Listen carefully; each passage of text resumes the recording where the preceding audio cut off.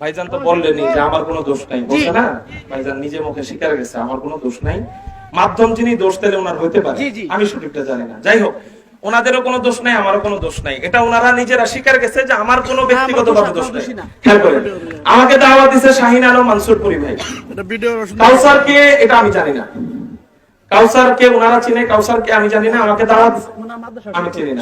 শাহিন আলম মানসুরপুরি ভাই দাওয়াত দিয়েছে। আচ্ছা, শাহিন আলম মানসুরপুরি ভাইকে আমি বলি নাই যে আমাকে কত দিবে, উনি নিজেই আমাকে বলছে, রেকর্ড আছে, 25,000 টাকা হুজুর আপনাকে দিবে গাড়ি ভাড়া বাবদ। যাই হোক, আমি বলি নাই, আমি বললে চুক্তি হইতো, উনি নিজেই বলছে।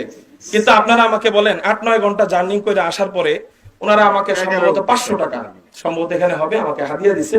আপনাদের যেহেতু টাকা পয়সা নাই, এলাকায় এতিম গরিব একেবারে অসহায়, এই 500 টাকা আমি এই মাহফিলে দান করে গেলাম। এই ভিডিওটা আপনারা ছেড়ে দিবেন। এই এলাকার নাম কি?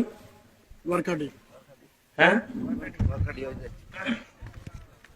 গড়কাঠি, দক্ষিণ পাড়া, নতুন বাজার মসজিদ। আমার মোবাইলটা ভিডিও করছে না? হ্যাঁ, বাজারঘাট, তাহিরপুর, সুনামগঞ্জ।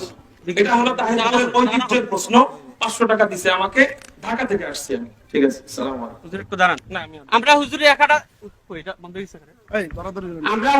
1000 টাকা দিয়েছিলাম। হুজুর আমাদেরকে এখানে কত আমি বলি নাই, 500 এর মতো হবে। মসজিদের দিকে চেয়ে আমাদেরকে 500 টাকা দান করেছেন।